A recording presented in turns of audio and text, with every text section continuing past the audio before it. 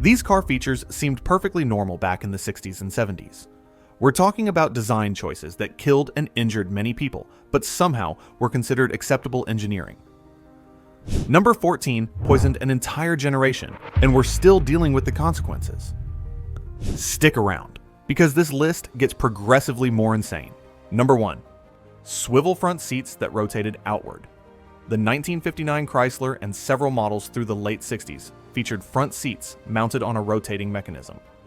When you opened the door, the entire seat would swivel 90 degrees outward to face the door opening, making entry and exit easier, especially for women in skirts. The problem? The swivel mechanism would sometimes engage during accidents, rotating the seat and ejecting the occupant sideways out of the vehicle. The locking mechanism that held the seat forward while driving was purely mechanical and could fail from crash forces or just from wear over time. The 1960 Plymouth Fury and 1961 Dodge Polara also offered this feature. Even when it worked properly, the swivel mechanism added weight and complexity while creating a potential failure point in the seat mounting system. The seat would sometimes unlock during hard cornering or emergency maneuvers, rotating slightly and throwing the driver off balance at the worst possible moment. Number 2. Dashboard tissue dispensers with exposed metal edges. The 1960 Dodge Dart Pioneer had a Kleenex dispenser integrated into the dashboard. A metal box with a sharp slot that held a box of tissues. In a frontal crash, occupants would strike this metal protrusion with their faces. The tissues themselves would also become projectiles, though that was the least of your worries compared to the metal housing. Other manufacturers like Oldsmobile offered similar tissue holders as dealer-installed accessories. These weren't padded or recessed. They stuck out from the dash at face height with sharp metal edges around the tissue slot. The opening was designed to grip the tissues tightly so they'd pull out one at a time, which meant sharp metal teeth or a spring-loaded mechanism that added even more dangerous edges and protrusions. Number 3. In-car record players mounted under the dashboard. The 1956 Chrysler offered the Highway Hi-Fi, a record player mounted under the dashboard that played special 7-inch records at 16 and 2/3 RPM. The vibration and bumps from driving would make the needle skip constantly, making it nearly useless for its intended purpose. The system was incredibly fragile, expensive to repair, and the records would warp from heat exposure inside the car. By the early 60s, a few luxury cars still offered similar systems, despite their obvious impracticality. The record player mechanism had moving parts and a tone arm that could break loose in an accident and become a projectile. The records themselves were stored in the car and would shatter into vinyl shards during crashes. The system added significant weight and complexity, and repair costs were astronomical when something inevitably broke. Number 4. Automatic motorized seatbelts on ceiling tracks. The 1975 Volkswagen Rabbit and later models in the 80s had seatbelts attached to a motorized track on the doorframe. When you closed the door, the belt would automatically slide forward on a track to position itself across your body. The system was loud, slow, and the motors would frequently fail, leaving you either trapped by the belt or completely unbelted. The track mechanism could also jam and prevent the door from opening after a crash, trapping occupants inside a potentially burning vehicle. This was manufacturers' attempt to bypass requirements for airbags. They created an automatic restraint system that was more complex and less effective than a regular belt. The motors would burn out, the tracks would rust and seize, and the entire system was a maintenance nightmare. Number 5. Curb feelers, spring-mounted wires dragging on pavement. These were chrome wires mounted to the fenders that would scrape the curb when you got too close while parking, supposedly helping drivers avoid curb damage. The 1960s Cadillacs often had these as factory or dealer-installed accessories. They'd make a horrible scraping sound and vibrate when you got close to the curb. The wires would catch on things while driving, manholes, road debris, other vehicles, and get ripped off, causing damage to the fender mounting points. They'd also rust and break, leaving sharp wire ends protruding from your fenders at pedestrian leg height. Once radial tires became common and changed cars' width and handling characteristics, these became completely useless but remained popular as styling accessories. Number 6. Rear fender skirts covering the wheels completely. The 1950 Mercury and countless 60s cars had these metal or fiberglass covers that enclosed the rear wheel well for aerodynamics and styling. They'd trap heat around the rear brakes, reducing braking performance and potentially causing brake fade, or even fires from overheated brake components. They'd also trap road debris, snow, and ice, which would build up and jam the wheels or damage the bodywork from the inside. And changing a rear tire required removing several bolts to take off the fender skirt first, a process that was impossible to do quickly on the roadside, especially in bad weather. The 1964 Buick Riviera had these, as did the 1967 Cadillac Eldorado. The skirts would also crack and break from road impacts, leaving sharp edges and looking terrible. Number 7. Side exit exhaust pipes behind the front wheels. The 1963 Chevrolet Corvette. Stingray had side exit exhaust pipes that expelled hot exhaust gases right at the rocker panels behind the front wheels. This would superheat the floor pan, making the interior unbearably hot even with the air conditioning running. The exhaust would also blow directly onto anyone standing near the car, causing burns to pedestrians, passengers exiting the vehicle, or anyone near the car at a gas station. The fumes would get sucked into the cabin through any opening, especially with the windows down. The heat would damage paint and body panels over time, causing discoloration and warping. Several muscle cars of the late 60s copied this design because it looked and sounded aggressive, completely ignoring the practical problems it created. Number 8. Mercury switches for automatic trunk lights. The 1960s Ford and Mercury models used actual liquid mercury in sealed glass vials as switches throughout the car. When the trunk opened, the mercury would flow to one end of the vial to complete the circuit and turn on the trunk light. Mercury is highly toxic, and these switches would break from normal wear, corrosion, or accidents, releasing mercury vapor into the trunk area, where it would contaminate stored items and potentially poison occupants. Modern cars use simple mechanical switches specifically to avoid mercury, but for years there were multiple mercury switches throughout vehicles. In the hood for the hood light, in the trunk, and sometimes in the doors or under the seats for various electrical functions. Each one was a potential toxic hazard. Number 9. Manual crank windows with free-spinning handles.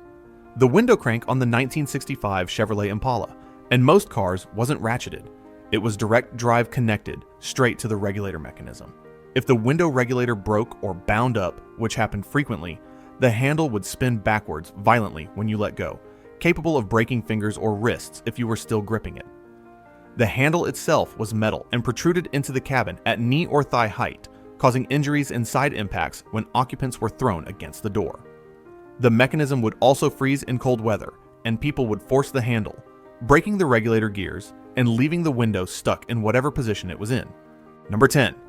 Adjustable vent wing windows that channeled insects inside. Beyond the safety issues, the 1966 Pontiac GTO and virtually every car had these triangular front vent windows that were supposed to provide ventilation before air conditioning was common. In reality, they would let in wasps, bees, and other insects at highway speeds, which would immediately sting the driver or passengers. The angle of the vent would create a vacuum that sucked insects directly into the car. They'd also channel rain directly into the car despite being closed, because the seals would fail quickly. The seals would deteriorate within a couple of years, causing wind noise and water leaks. The pivot mechanisms would rust and seize, making them impossible to adjust. Number 11. Manual drum brakes on all four wheels with no power assist. The 1960 Ford Falcon had manual drum brakes that required enormous pedal pressure to stop the car. You'd have to stand on the pedal with both feet in emergency braking situations. The drums would also overheat and fade on long downhill grades, leaving you with almost no braking ability at the bottom of a mountain pass. Wet weather would cause the drums to fill with water and lose most braking effectiveness until the water was expelled through heat and rotation over several applications. The 1964 Volkswagen Beetle was particularly bad with its manual drum brakes. Stopping the car in rain was genuinely terrifying. The brake shoes would also wear unevenly, causing the car to pull violently to one side during braking. Number 12. Bench front seats with no separation or lateral support. The 1965 Chevrolet Bel Air had a front bench seat that was essentially a living room couch installed in a car. In a turn, The driver would slide across the seat and away from the steering wheel unless they braced themselves against the door or wheel. 3 people could sit in front, with the middle passenger having no belt or protection whatsoever. They'd just hold on to the dashboard and hope. The person in the middle would also block access to the gear shifter on column shift cars, forcing the driver to reach around them. There was 0 lateral support, so the driver would be constantly repositioning themselves during normal driving, taking attention away from the road. Number 13. Power windows with no obstruction detection. The 1968 Cadillac DeVille had power windows that would continue closing with full force until the switch was released or the window reached the top of its travel. Children and pets would get body parts, necks, or heads caught in the closing window, causing serious injuries and even deaths. The motors were powerful enough to break bones and crush windpipes. There was no sensor to detect obstruction and no automatic reversal like modern windows have. You had to manually notice something was wrong and reverse the switch. Modern windows detect resistance and automatically reverse. 60s and 70s windows would just keep crushing whatever was in the way. Number 14. Fully reclining front seats that folded flat. The 1960 Plymouth and several other manufacturers offered front seats that reclined almost horizontal, marketed for rest stops on long trips or for young couples at drive-in movies. The problem was, the seats could recline unexpectedly while driving if the latch failed, or was accidentally released by a passenger in the back seat reaching forward. The driver would suddenly be lying down at highway speeds with no ability to reach the pedals or see the road. The 1963 Rambler Classic allowed both front seats to fold completely flat, creating a bed across the front of the car with the steering wheel and column right in the middle of your sleeping space. Number 15. Gas filler behind the flip-down license plate. The 1968 Dodge Charger and several muscle cars had the gas filler hidden behind a flip-down license plate at the center of the rear panel.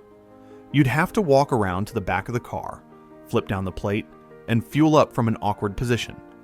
Spilled gas would run down the bumper and onto the ground, or onto you if you weren't careful about the angle. The mechanism would rust shut from road salt and weather exposure, leaving you unable to fuel the car without prying it open with a screwdriver.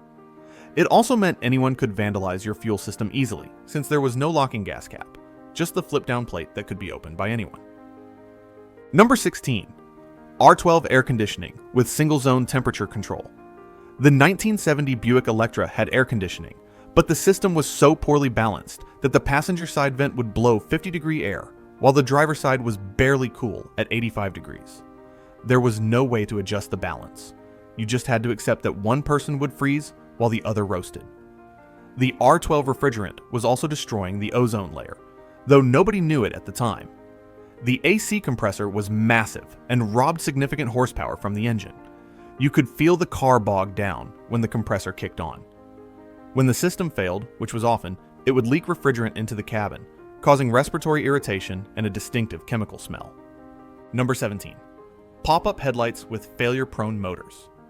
The 1968 Corvette C3 and many sports cars through the 80s and 90s had headlights hidden behind body-colored panels that would flip up electrically when needed. The motors and vacuum mechanisms would fail constantly, leaving the lights stuck either up or down. Stuck down meant you couldn't drive at night legally or safely. Stuck up meant massive aerodynamic drag, increased wind noise, and reduced fuel economy. In a frontal collision, the pop-up mechanism would shatter and send sharp plastic and metal debris through the windshield into the cabin. The mechanism also added significant weight to the front of the car and created constant maintenance nightmares. The motors would burn out, the gears would strip, and the vacuum lines would leak. Number 18. Carburetors with accelerator pumps prone to fires. The 1969 Oldsmobile 442 had a 4-barrel carburetor with an accelerator pump that would squirt raw fuel into the intake manifold when you hit the gas pedal.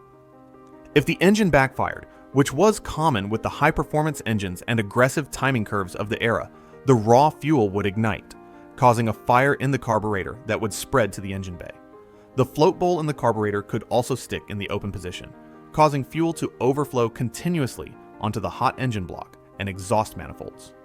Carburetors in general were fire hazards compared to modern fuel injection, but the accelerator pump design was particularly prone to causing underhood fires.